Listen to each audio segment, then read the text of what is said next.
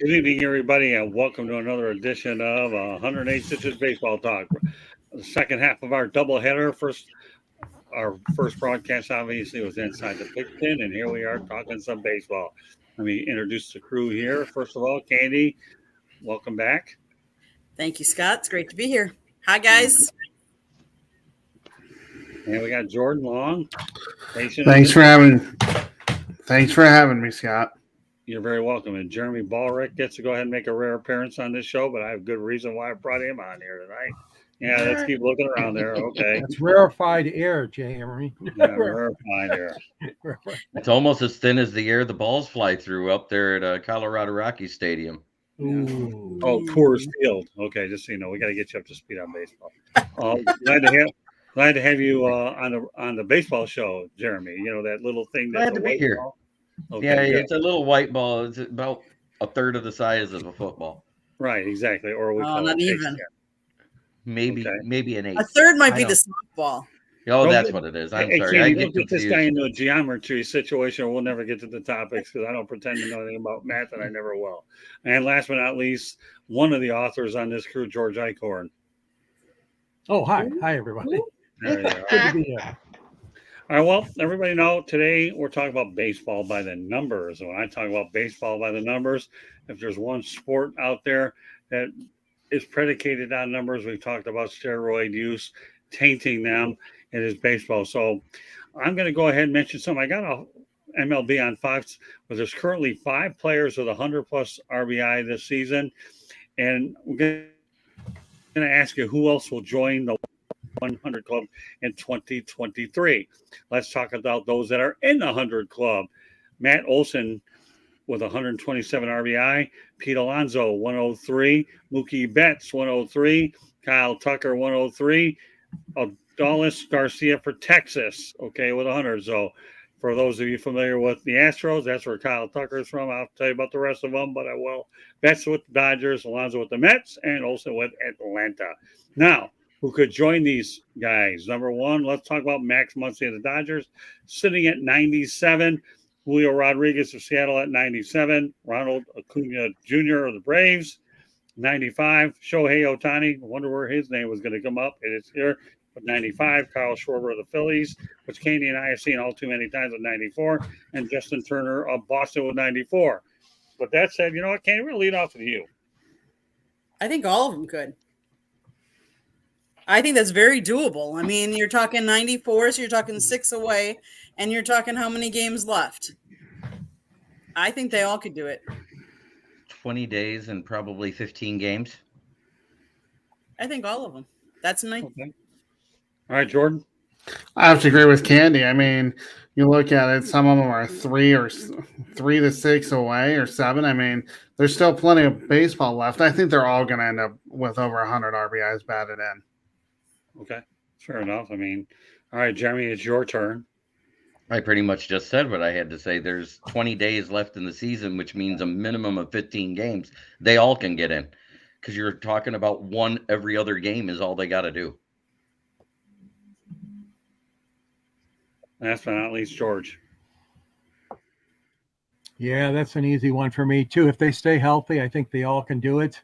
The sad part is you won't find a Detroit Tiger among those, although hats off to Torkelson, who leads the team in home runs and RBIs. But, yeah, Scott, I think those guys that you mentioned, as the pennant races intensify even more, the wild card chases, I think all those guys in the 90s should be able to hit the magical 100 RBI.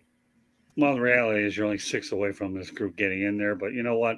It's still worth talking about how many have actually reached the 100 mark versus how many more can get there. I think that's the most intriguing part about these sets of numbers. And again, you're only talking a half a dozen away, with the last one here being Justin Turner on the list, Kyle Schwarber. We know he can get RBIs in a bunch because he's a home run hitter in the first place. So, all right, well, we're getting you started off on an easy note. But now let's go on to the next one. The last 5 times a player reached 50 home runs in a single season. Now, this is a really interesting list as well, okay? And Matt Olson joined that number yesterday. So I want you guys to predict how many that he'll hit. But we're going to start off listing the names of these individuals. Matt Olson has 50, obviously in 2023. Aaron Judge, 62, 2022, a year ago. Pete Alonso, 53 in 2019 of the Mets. Aaron Judge again makes the list, 52 in 2017. And Giancarlo Stanton got 59, but not with the Yankees, but the Miami Marlins. Okay. So how many bombs will Matt Olson hit? Candy? He has how many games left? I'm going to say Approximately 15. 18. I say- think I don't know if he's played in every game so far, but he's going to hit 3 more. What about you, Jordan? I'll go with at least 53. I think the high amount for him is 55. Okay. Fair enough. Jeremy?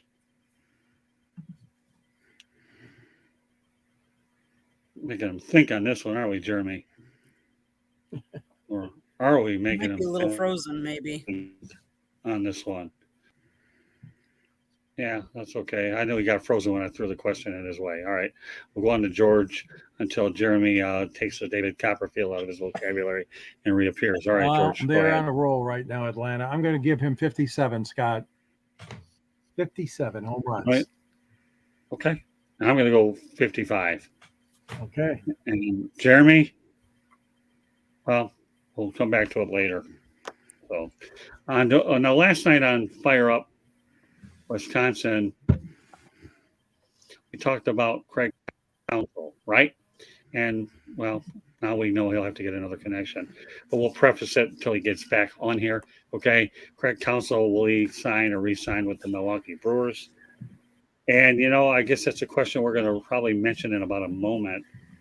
But the worst kept secret became a reality today as the New York Mets are hiring David Stearns as president of baseball operation. There you go.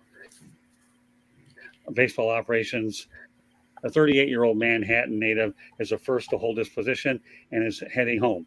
GM Billy Epler is the second in command, and this job actually starts in October. But the Mets were denied permission by the Brewers in 2021, and then of course Stearns resigned in 2022, and now he'll be back later. So, with that thought, Candy, what are your thoughts about the recent developments in Milwaukee? David Stearns has been on he's been a consultant for the Brewers this last year. He was their GM from 2015. He stepped down in 2022. In 2021, New York wanted to talk with him, wanted to interview him. The Brewers said no. Then he quit in 2022, but then he came back as a consultant this year. It is no surprise that he is going to the Mets. That's his dream job. He grew up, that was his team. So that doesn't surprise me. Now, does that affect Craig Counsell? That I'm not sure of.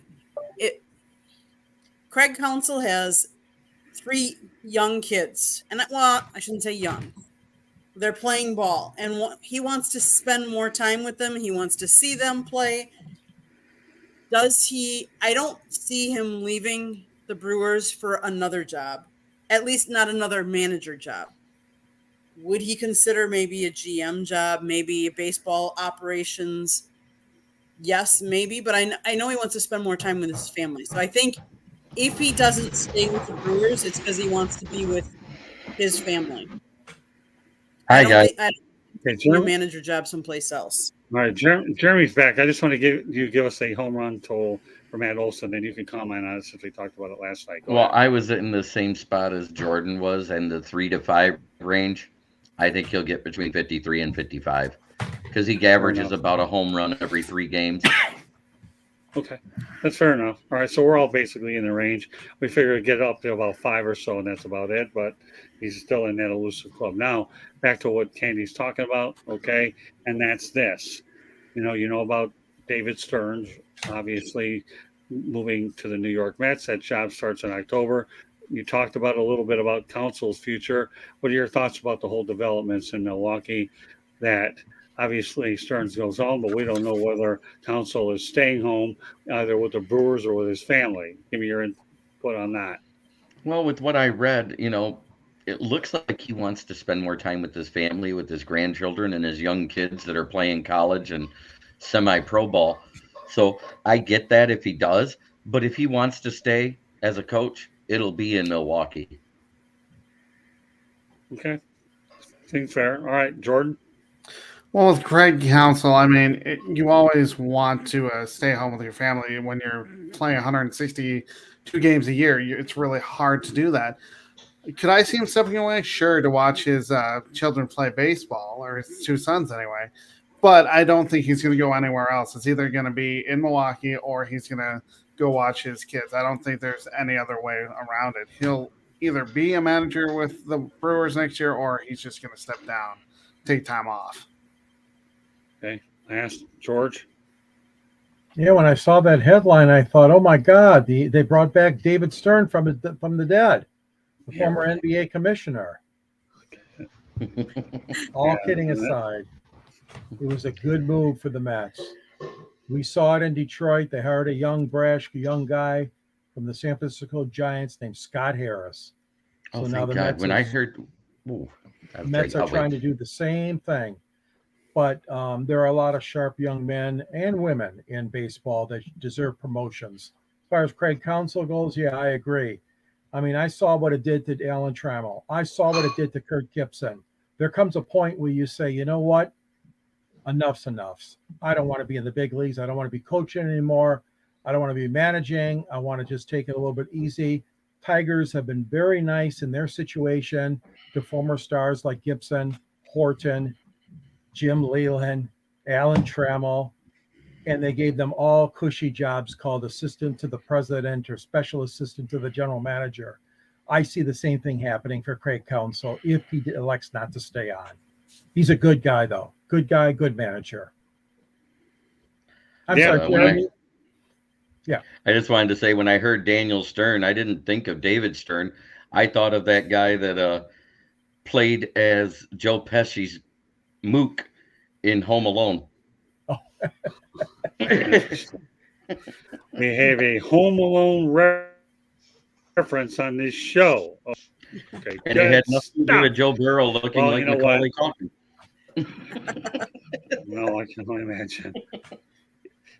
Keeping on point here a little bit, I'm happy that Stearns gets to go to the Mets. This is something that's been 3 years in the works. He had to just set out his contract and do what he had to do.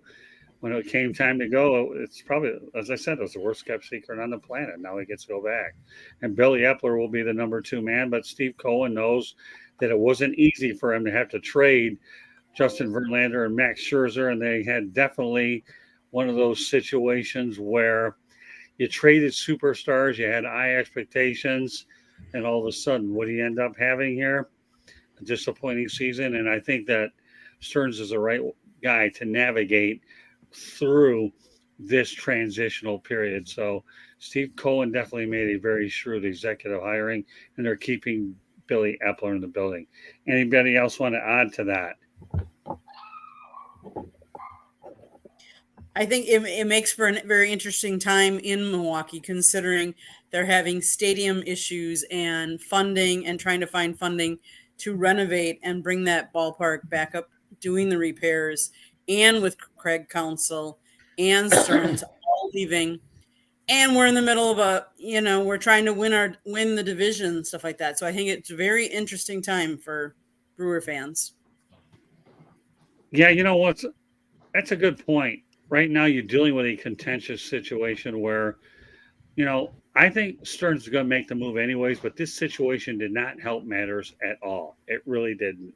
But this move could have happened in 21 long before the stadium issues were actually brought to the forefront. But to add another, and yet, mind you, the Brewers are on their way towards clinching the division. I don't know what the scores of the Marlins game now, but they clobbered the Marlins 12-0 last night. 3-1, top And of 8. Milwaukee's leading Miami. Correct.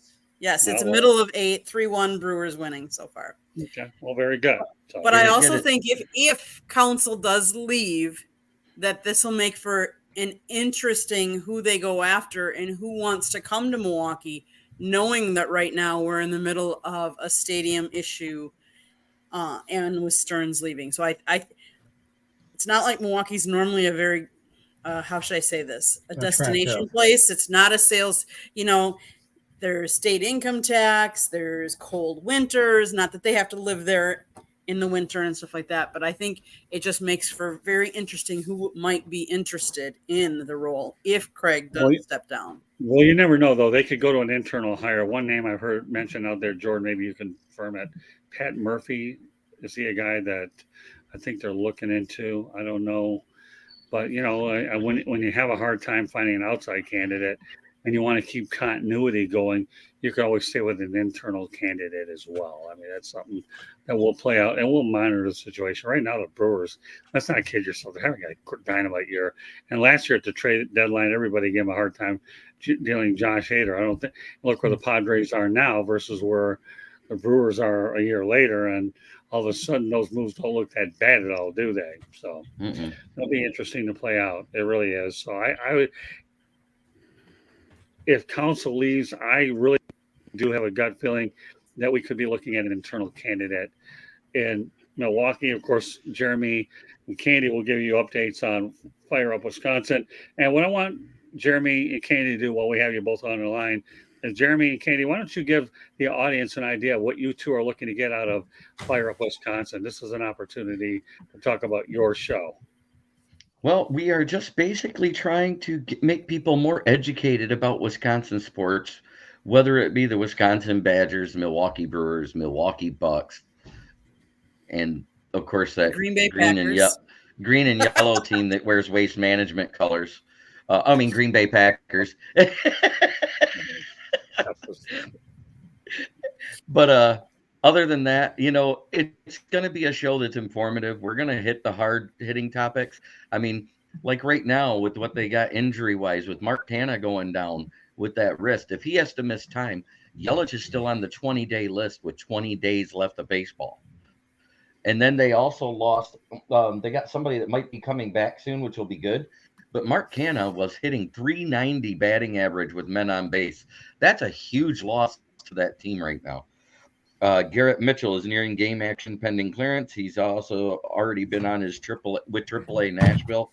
The Sounds regular season runs through September 24th, so he can be called up just in time to be on the playoff roster.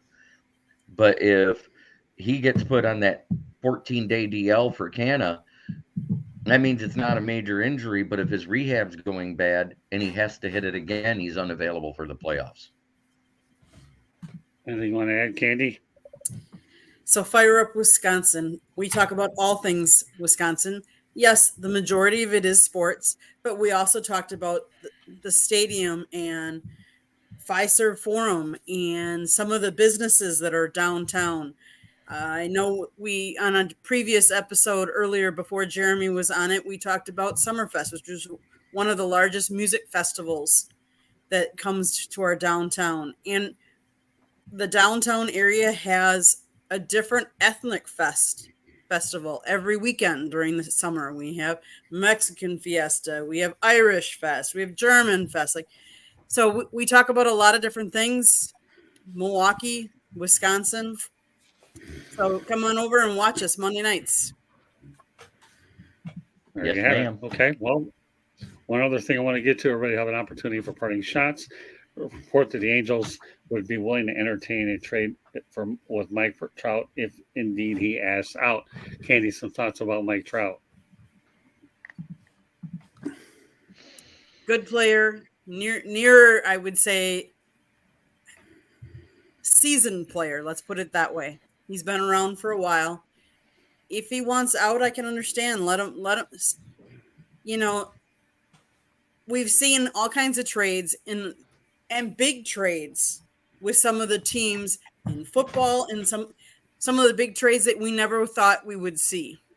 Let's face it, Justin Verlander, we wouldn't have thought the Mets would get him, and yet look at what it happened to them. So just because you get some of these big name players does not mean you're necessarily going to have instant success.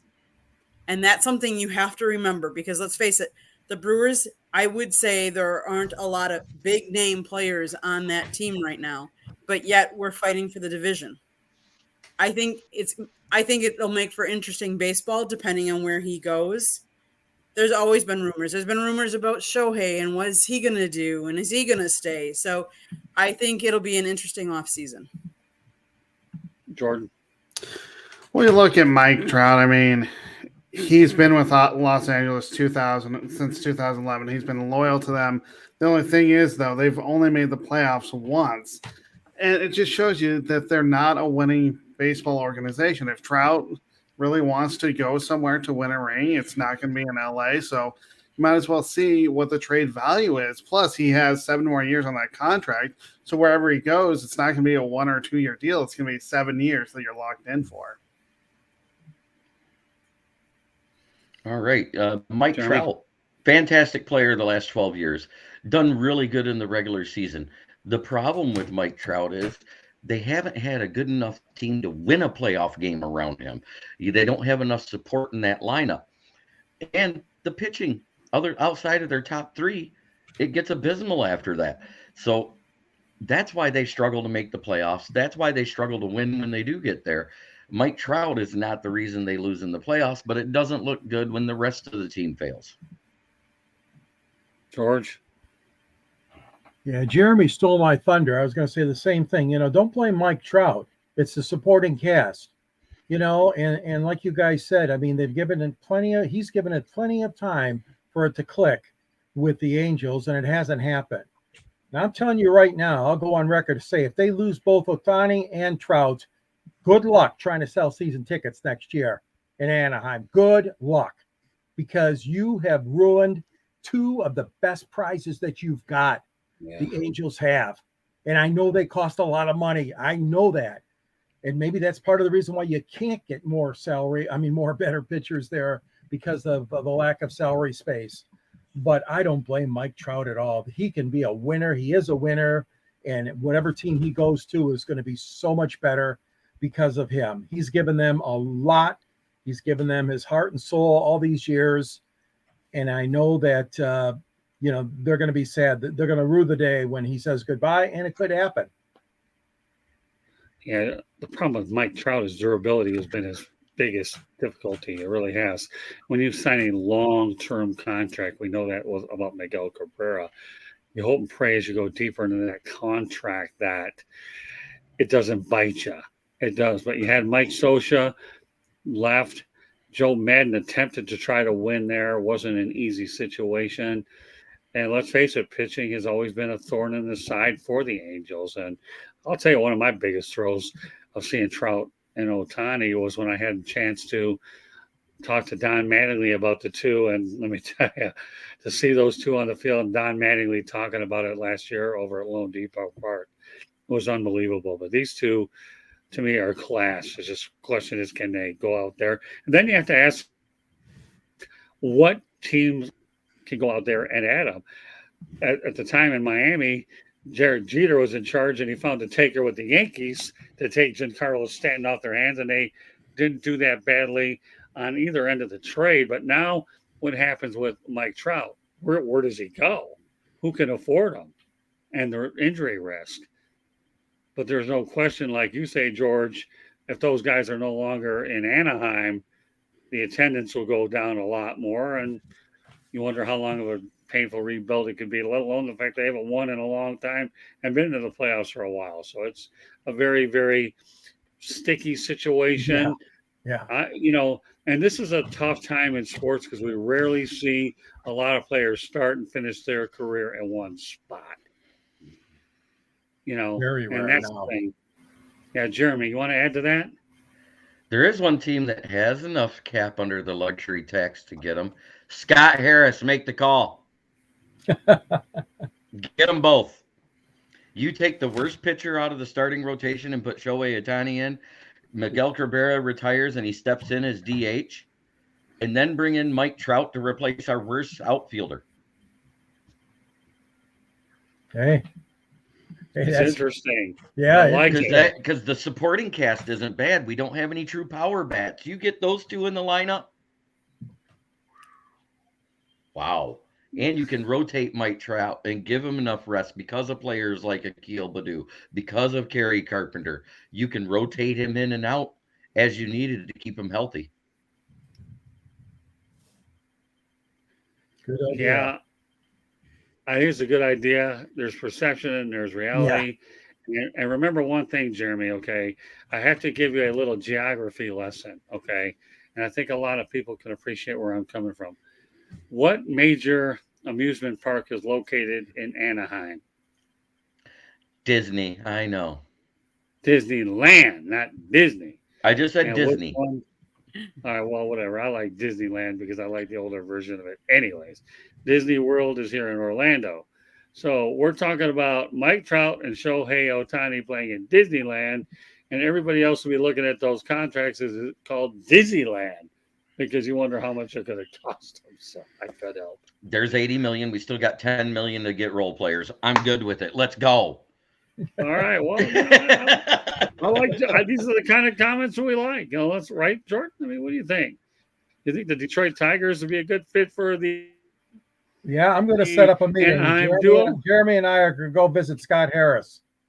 The Right problem now, is let's that Mike Trout wants to be on a winning team. I mean, You don't Detroit think this would be a is- winning team? Detroit has been holding at third place in this division, which is a bad division the whole time. You put Trout and Ohtani on here, this team wipes the floor with Minnesota because we almost won the series against them this year already. Makes fair you wonder. enough.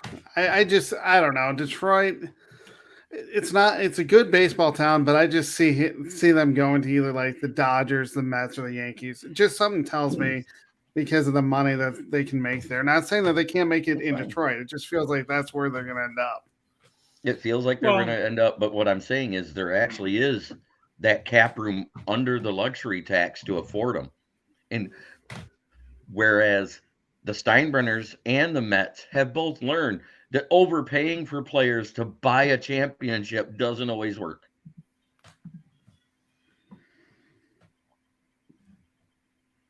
Yeah, but you got to remember you got Hal Steinbrenner versus George Steinbrenner. George Steinbrenner would buy him tomorrow. Hal Steinbrenner is a little bit more thrifty with the Bucks. I mean, you know, I know what George Steinbrenner is like, and my meetings with him were pretty interesting. But I learned a lot, and I know that the thing I learned about the boss is don't ever ask him about managers, or he's gonna give it to you, and you're not gonna like it. But it was still a good experience. All right, Jordan. We have you tongue-tied here, okay? Are you amused with Jeremy's opinion, or are we going to get some sort of a response out of you? I got nothing. I'm just going to – he is right. They have room in the luxury tax, so that's all that matters. You can get them at a great price and still have money left over to get more players, then so be it. But you know what, Jordan? As much as I am from Motown, I still see Ohtani or Trout or both going to the Dodgers. I do. The Dodgers, they have no problem. They can afford anybody they want. And remember, they cleared some salary out during the offseason with the intent they might be able to land one or two of these guys. I say And what do I on know? that. You what? I say You what? on that. I'm sure you would. Obviously, the old Minton State bias. I get it. I have no problem. I see a guy named Michigan Go Blue 1234 in the chat room. Don't know what he's trying to tell me, but thanks for being in there. Anyways, Michigan Go Blue 1234. Okay, we'll see whether you can get number 3 this weekend. And who do they have this weekend? Another Bowling nobody. Green. Bowling Green. Bowling Green. All right. Yeah. A real Right, big Bowling opponent. Green, Kentucky. Real tough game. Oh, real tough game. We might win it by only 20. Yeah.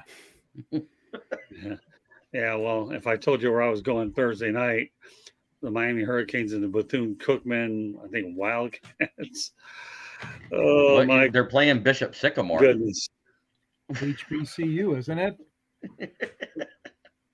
Who, Bethune? Yeah. Yeah, I Oh, was yeah. joking. Yeah, they're in Yeah, HBCU, and some how of do you those spell it? teams come back and come back and Yeah. surprise these upper teams.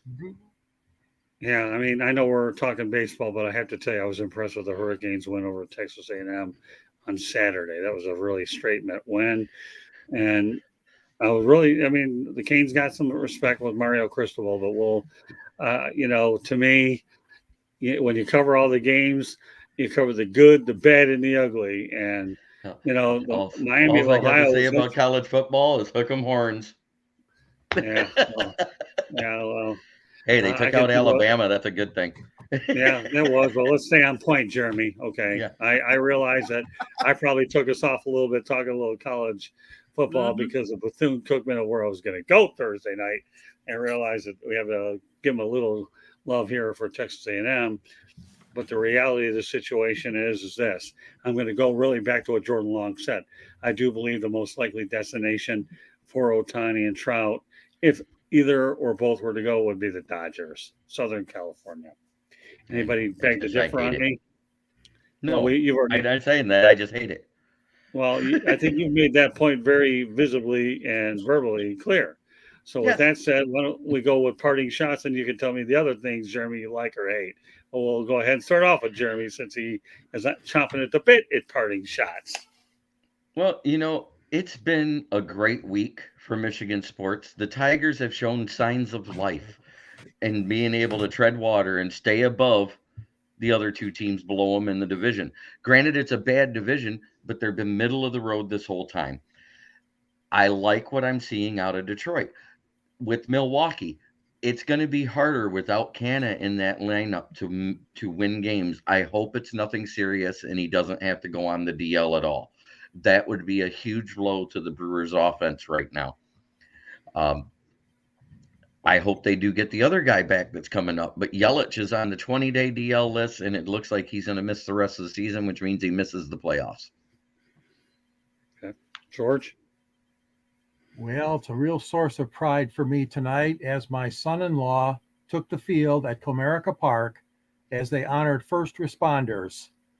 Special day ceremonies before the game, and my son-in-law Alan, who was a firefighter in Medicine Heights, was one of those honored on the field. So we're all proud, the Eichhorn family and his family as well, the Rudder family. So we are really proud of you, Alan, and all of our firefighters and all our paramedics, all of the cops.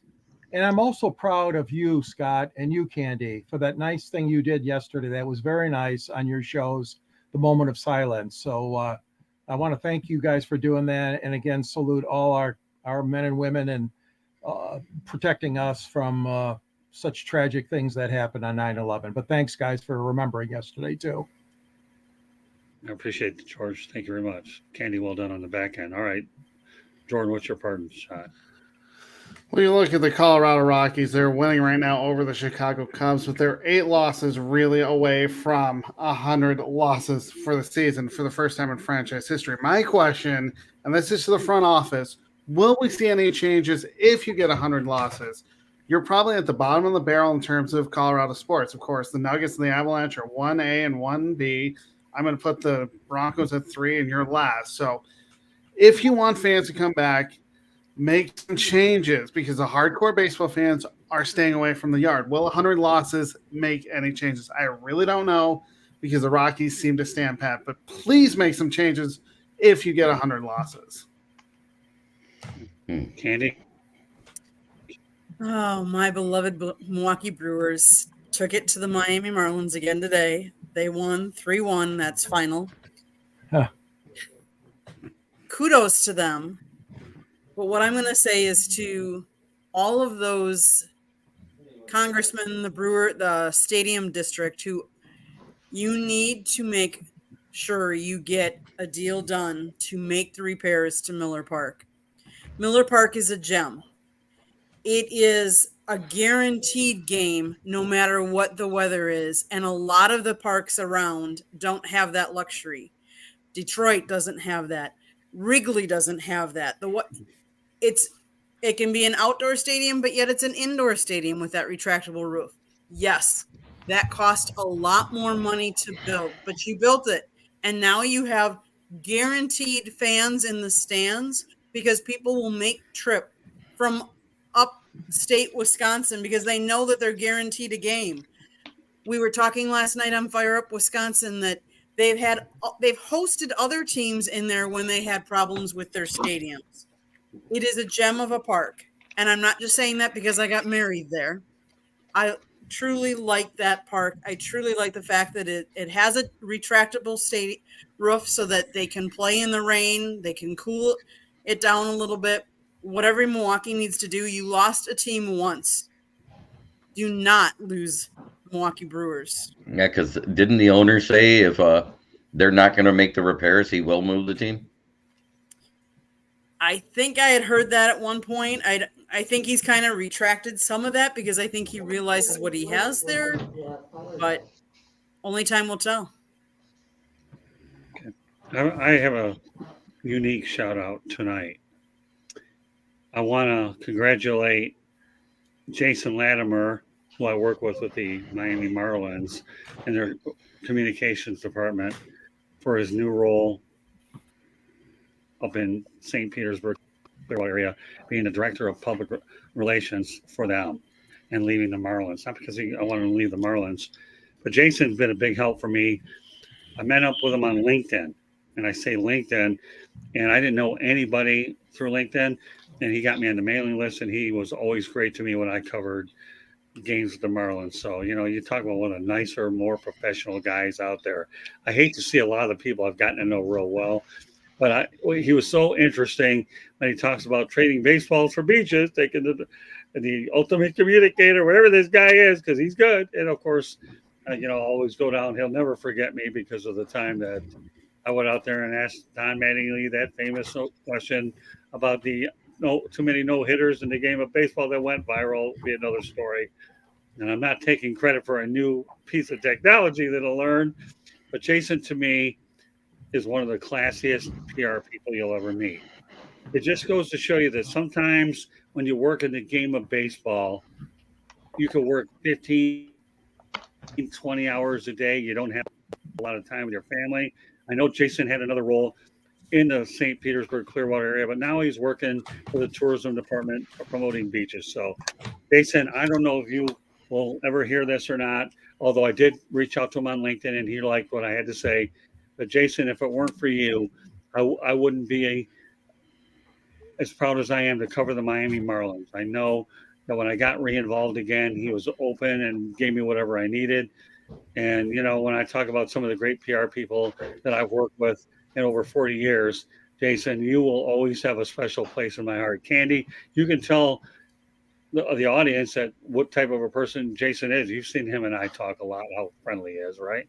He's a great guy. And unfortunately for us, we won't be able to work with him as much because we don't work with, but it's good to see somebody get promoted and doing what he wants to do and getting the job that he wants to. I can only imagine being a PR person for a major league team, how stress and how much time commitment that is, as opposed to going to the beach. But Scott, can I have one more parting shot? Yeah, but I want to mention one thing about Latimer. Okay. When you talk about 15 to 20 hours a day, let's not kid yourself. Baseball in Miami and that particular area by the Orange Bowl is a tough sell. I will always say this until I can't talk anymore. That stadium shouldn't have been built there. It should have been in a far more accessible place. I know they were trying to cater to that specific cultural area. I get it. The Orange Bowl, the land was there, and they could do it. But you know what? Baseball in Miami is a tough sell. But Jason never complained about it at all. He went out there and gave it everything he's got. And I can tell you right now, he's hooked me up with some other assistants that have been good. But he was my first contact into the Marlins organization. And with that said, your first contact, I feel, is the one who laid the groundwork for other things. So, Jason, once again, congratulations. I'm going to miss you, but I hope and pray that you're able to work regular hours so you can have family time and do what you want to do. I'll never forget you and always be thankful for you. God bless, Jason. Go ahead. There's your second parting shot, and then you can also finish off the broadcast, Candy. So my second parting shot kind of goes off in what George had said. 9/11 was a horrible time for this country. But I wish we could get back to what 9/12 was like. I wish we could get back to respecting everybody, respecting everybody's opinion, going out there and being American. The love that this country showed for everybody was great. And I wish we could get back to that. I think that's what we're missing is the love and respect for everybody and their beliefs, because it's okay to believe something different than me. I respect you for that. But to disregard people like people have and not honoring, and I salute all the firemen, the policemen, the rescue, and I think we need more of that. Think we need more respect in this country.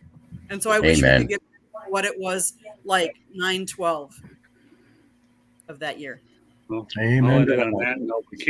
I'll end it on that note. From my standpoint, I'm done talking to the show. Candy's going to do my talking for me with the company information. Great to be on here. It's a great show to have everybody on.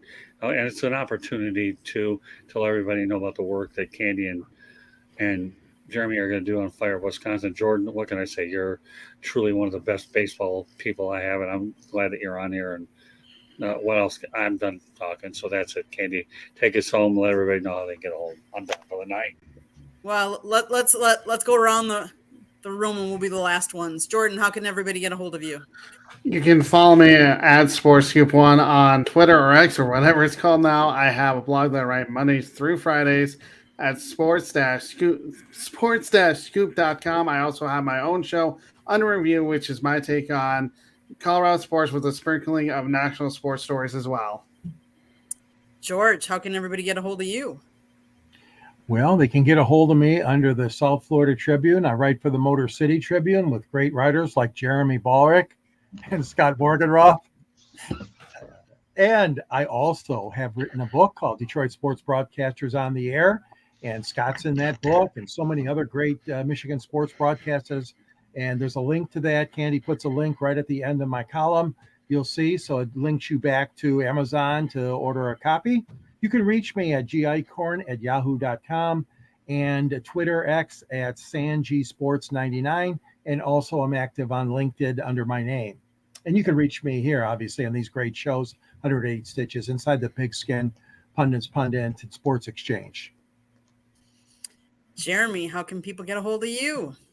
Well, like George, I'm also at the Motor City Tribune under the SouthFloridaTribune.com website. You can also find me at Smokin' Jeremy B on Twitter, or X-Rated Films as it's called now.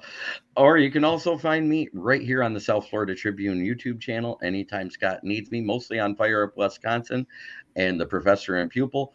But I fill in whenever he needs another person to give an opinion on sports. Am I a little brash and unruly? Yeah, I am. But that being said, I also want to tell everybody thanks for watching and being in the chat for my channel, DC8091 and Michigan Go Blue 1234. Try every day to be a better person than you were the day before, because that's the only way to make the world a better place. You are listening to 108 Stitches Baseball Talk on the South Florida Tribune YouTube channel, or you could be watching us on Facebook or LinkedIn. But we would love it if you would hit that red subscribe button. If you see it next to George Eichhorn, please hit it, share, like us, tell all your friends about it. And if you like football, come over and listen to Inside the Pigskin. Wednesday nights we do Sports Exchange. Thursday nights are normally Pundits Pundit. Monday nights Fire Up Wisconsin. We'll sprinkle in a No Limits here and there. Professor and the Pupil. Let's see, what am I missing, Scott? Any other shows? Fire Up Michigan. Fire Up Wisconsin, Fire Up Florida. You just never know when we'll put one of those up. You can go over to our South Florida Tribune YouTube channel, and if you want to catch any of the Hurricanes after their last win against Texas A&M, we have some videos up, including Coach Mario Cristobal and, of course, Tyler Van Dyke, their quarterback, and others. But if you have any show ideas, please email us at southfloridatribune@gmail.com. If you like our show, you can also listen to it if you like to listen to podcasts. You can find us on iHeartRadio, Apple, Google, or wherever you get your podcasts. We enjoy having you here. I'm normally behind the scenes, although Scott's been putting me in front of the screen quite a bit lately. So you just never know. But you can also just check out our website, www.southfloridatribune.com. I do take pictures, and you can see those. You can see Scott's writing up there he's previewing all these little tidbits, and then he's going to actually write a book, and it's going to be published. So stay tuned for details on his book. Scott, take us the rest of the way home. All right. Well, you know what? I won't lose my voice because of the way you do things. You're unbelievable. Yeah, no, you did a good job summarizing it all. So, with that said, good job as always to our baseball crew and all the loyal people that work with us. We do the best we can to try to put you in front of a lot of things. We also, coming up tomorrow night, we're going to pundit followed by the Sports Exchange. I know George Eichhorn, you're going to be busy with the Polish Hall of Fame. So why don't we'll give you an opportunity really quickly before we sign off to promote that event ahead of time. Let them know that we hope they have a great event.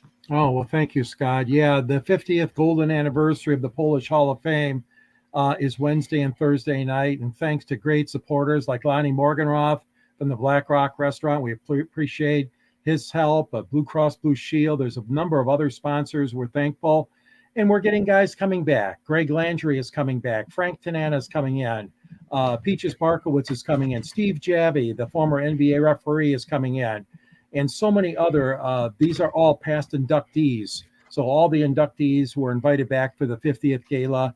And tickets, I think, are still available if you want. You could just send me an email and I'll respond to you, gicorn@yahoo.com.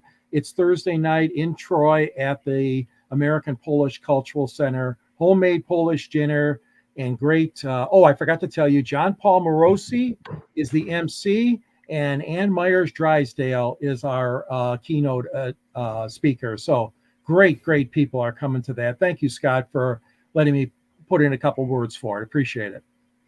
Oh, my pleasure. Again, I am a voter, so why not go out there and promote something that we both are involved in? So, Thank you. all right, with that said, this concludes this edition of 108 Stitches Baseball Talk. A little tongue-tied there. Then again, what we expect to get it anyways.